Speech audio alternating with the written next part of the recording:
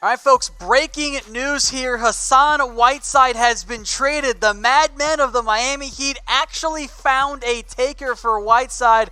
Heat are getting back Meyers Leonard and Harkless, so it is a swap of one-year expiring deals for all of these. Portland's taking back the most money by a little bit here. Harrison Graham, what do you think of this deal? Well, from Portland's point of view, a couple of things. One, this tells me they're probably going to be cautious with Jusuf Nurkic's recovery process. He had that serious leg injury. Who knows if he'll be ready at the beginning of the year? Even if he is, might be a management load situation, not playing back-to-backs. Look, Whiteside, say what you want about the guy. Yeah, his contract, disaster for the Heat.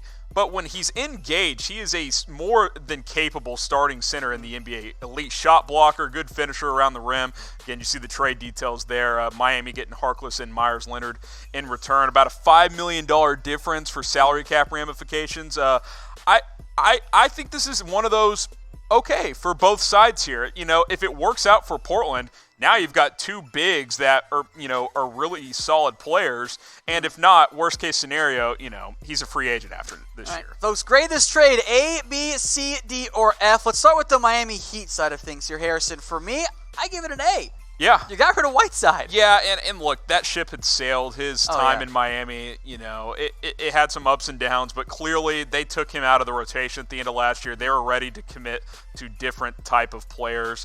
And, for them, from that standpoint, yeah, it's an A. And for Portland, I'll give it like a B-, kind of wait and see there. If it works out, it could end up being an A because you have good frontline depth now.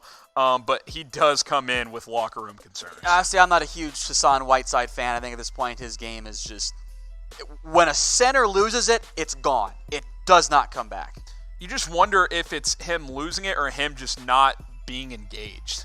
Like, I think there's some talent left there, but Maybe. Yeah, we have not seen enough of that the last couple of years. I will say, though, I don't mind it for Portland because, yes, you're taking on Whiteside, you're paying more money, but you also moved out expirings in Meyers Leonard and Harkless, and you have other wings who can step up and replace them. They just signed Mario Hezonja. They kept Rodney Hood. They added Kent Bazemore. So they'll be okay. I think they needed some more defense on the interior. Yeah. And Whiteside can still do that when he is engaged. Yeah, he's a good shot blocker even at this point in his career. It's all about want to for him. And, again, it's not like Portland sacrificed their future in any way. Like you said, Meyers, Leonard, and Harkless overpaid players in the last year of their deals. It's not like they're in the a bad situation salary cap wise. And again, for both teams, all these players are in the last year of their deal. So next offseason, you may have a little bit of money to spend there. All right, folks. So again, here are the trade details. Harkless and Meyers Leonard going to Miami. Hassan Whiteside, meanwhile, is heading to the Portland Trailblazers. Let's talk more about what the Heat are getting here.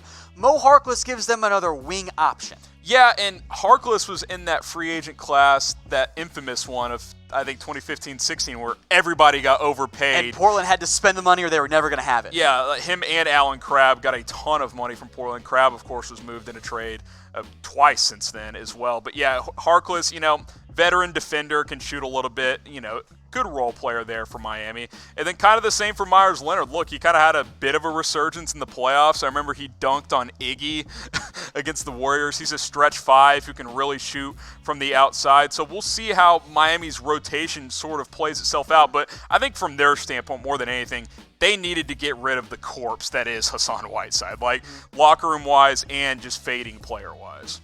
All right, so this is what the Heat's lineup currently looks like. Of course, we'll include Jimmy Butler. We'll get more to him here in a little bit.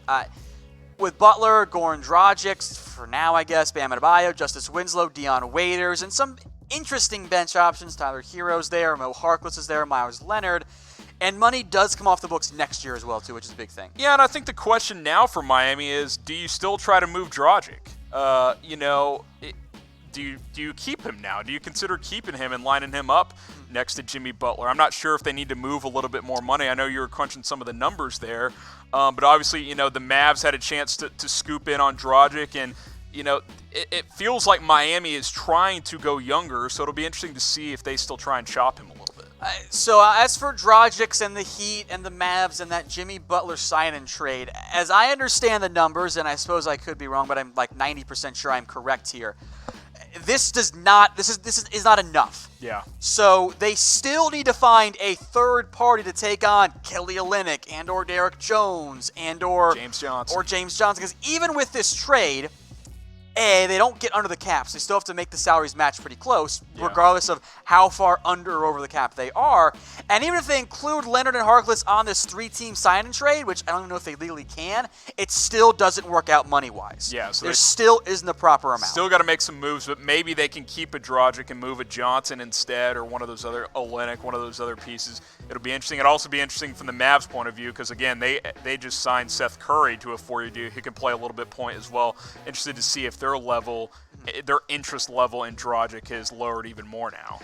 Maybe with the addition of Harkless, I don't think the Heat want to, but maybe Winslow gets back into the discussions here. I'd be fairly surprised. That's a pretty hefty piece to give up. Or you could flip Leonard or Harkless now too. Like that's another thing. You might find a team that takes on one of these guys. Yeah. So then, if you could include one of those guys in a separate sign trade, I do believe that works out there. So this does not necessarily impact the Butler trade. It does save Miami money in the long run there. Yeah. But it does not, in the end, impact the Jimmy Butler side of things. Yeah, I guess in a minor way it does. It gets you cap relief, but not enough to bring in Butler on the max. So they're still in flux there in terms of making enough room for Jimmy Butler. But again, Hassan Whiteside traded to the Blazers. Miami gets Meyers Leonard and Harkless in return. All three of those players entering the final year of their current contracts. Who do you think won this trade? If you have to pick just one team, who won it? And also grade it, folks. A, B, C, D, or F. Right now, it's Miami. I think if Whiteside refines himself, it could be Portland, especially if the Nurkic thing is more serious than we thought and he is a starter and has impact. It could end up being Portland also because Portland's in win-now mode, whereas Miami, they're trying to win by bringing in Butler, but I don't think they're quite there yet. Portland's got established pieces there. So I think right now it's Miami, but it could end up being Portland depending on how the Whiteside thing plays out. It's a sensible trade for both sides here. I've seen varying grades, of course. That's how things often end up working here, but I think both teams made a good pickup here in the end. Again, folks, grade that trade A, B, C, D, or F. Again, it doesn't really impact in the end the Jimmy Butler side of things. Now we're